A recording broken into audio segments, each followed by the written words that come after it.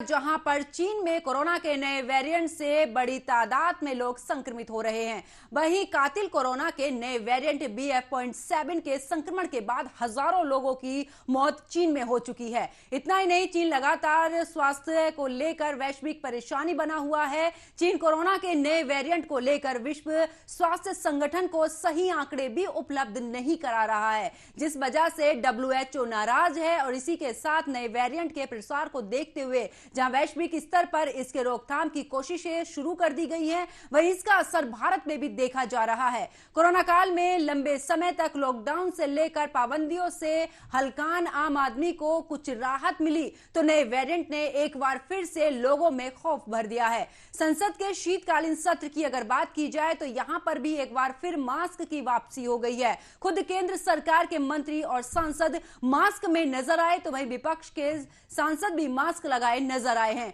Corona के नए variant को लेकर केंद्रीय स्वास्थ्य मंत्री ने संसद में बयान देते हुए कहा कि भारत नए वेरिएंट से मुकाबला करने के लिए अपनी तैयारियों को पूरा कर रहा है।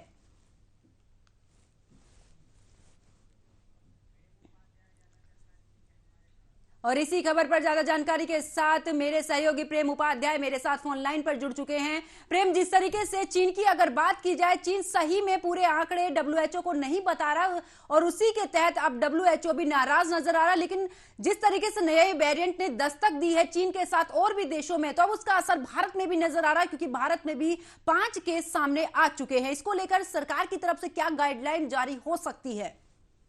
देखिए, सबसे अहम बात यह है कि जब से ये 5 पेशेंट मिले हैं चीनी के नए कोरोना वायरस से संक्रमित हैं, जो BF.7 है, ये जो वायरस है, इसके बारे में कहा जा रहा है कि ये इसने अपना रूप बदला है और ये जो वैक्सीनेटेड लोग हैं उन पर भी प्रभावी है।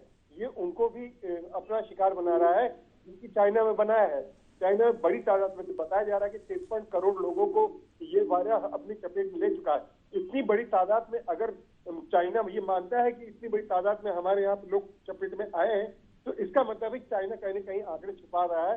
आंकड़े इससे कहीं ज्यादा हो सकते हैं।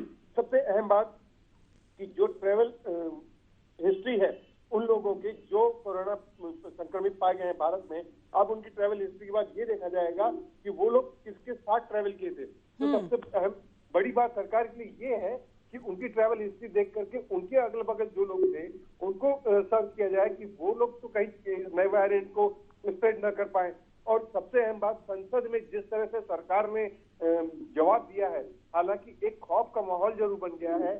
संसद में प्रधानमंत्री और दूसरे मंत्री और सांसद जो है मास्क लगाए नजर आए, जो कि कहीं न कहीं हट गया था मास्क। 1 साल से जो है छूट मिलना शुरू हो गई थी, लेकिन पीएम के इस तरह से एहतियाती कदम उठाने से साफ तौर पर संदेश गया है कि आम लोगों को भी अब एहतियाती कदम उठाने होंगे और आने वाले समय में ये वायरस फैले ना, इसके लिए एक बड़ी तैयारी करनी होगी। लेकिन प्रेम, सबसे बड़ा सवाल यहाँ पर यह भी उठता है, जिस तरीके से अगर हम चीन की बात करें तो चीन में ये जो मामले हैं वो लगातार बढ़ रहे हैं। अगर हम वहां से आने वाले यात्रियों की बात करें, हवाई जो यात्रा कर रहे हैं, किस तरीके के प्रबंध सरकार की तरफ से किए जा रहे हैं, क्योंकि आंकड़े जो है बहुत ज्यादा बढ़ रहे हैं दूसरे देशों में, लेकिन भारत में जिस तरीके से वो आ रहे, तो कहीं ना कहीं फिर से इजाफा देखने को मिलेगा हमें भारत में। इसको लेकर सरकार ने क्या पुख्ता इंतजाम एयरपोर्ट वगैरह पर किए हुए हैं?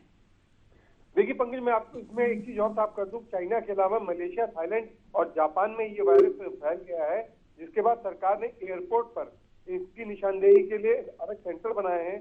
सबसे अहम बात, जिस पर भी शक है कि वो किसी भी तरह के कोविड से संक्रमित है, उसको क्वारंटाइन किया जाएगा और साफ तौर पर कहा जाएगा कि आप क्वारंटाइन रहें। अगर उनके अंदर ये वेरिएंट पाया जाता है तो उनके ऊपर सख्त पाबंदियां लगाई जाएंगी।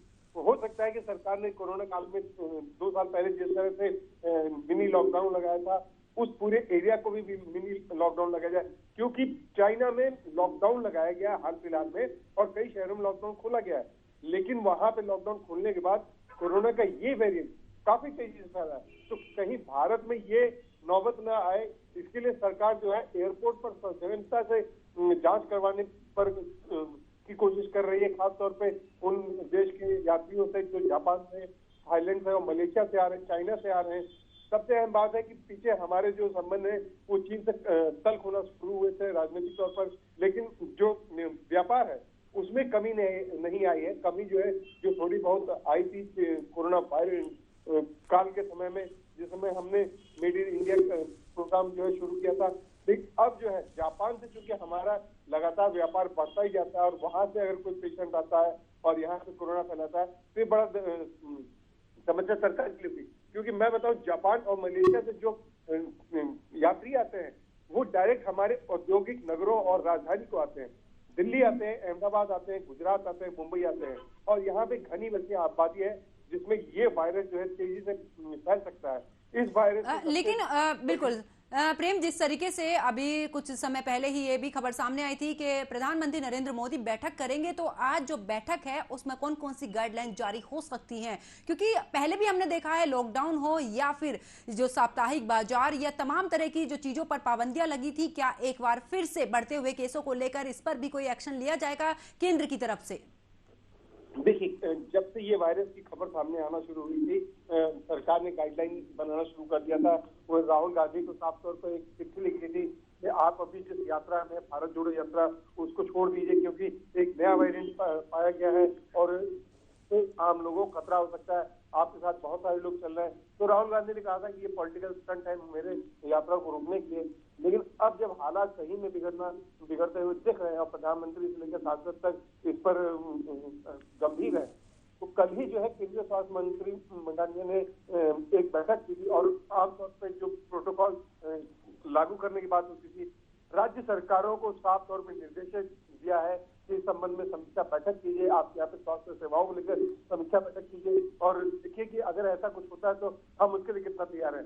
कल की बैठक के बाद आज मैं आपको बता दूं, 3:30 बजे प्रधानमंत्री की एक महत्वपूर्ण बैठक है, समीक्षा बैठक है स्वास्थ्य विभाग के साथ, और हो सकता है वीडियो कॉन्फ्रेंसिंग के जरिए बहुत सारे मुख्यमंत्री उसमें जुड़ेंगे।